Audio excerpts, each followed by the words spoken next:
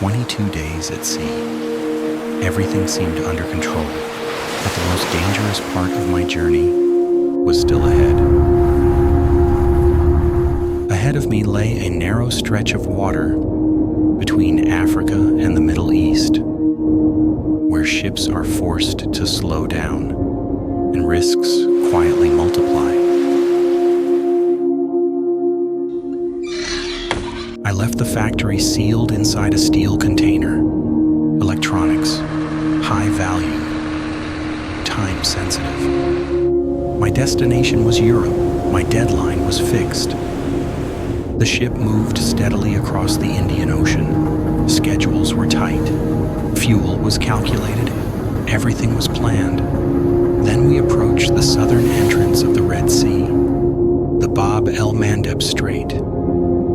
A narrow passage, one of the busiest shipping lanes on Earth, and one of the most unstable. But instability wasn't the real danger. Nearly all vessels moving between Asia and Europe must pass through here on their way to the Suez Canal. If this lane closes, ships must sail thousands of extra miles around the Cape of Good Hope. That means more fuel, more time, more cost, and sometimes missed contracts.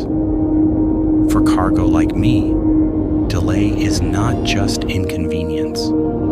Delay is exposure, and exposure is where problems begin. In this region, tensions rise without warning. Naval patrols monitor the waters. Insurance premiums increase. Major carriers began issuing security advisories. Some warned that transits through the area could no longer be considered safe.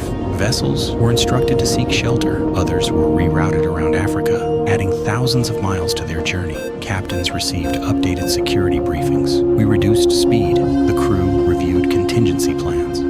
Communication channels remained open. Emergency surcharges appeared. Costs didn't rise because of distance. They rose because no one could predict what came next. Nothing dramatic happened.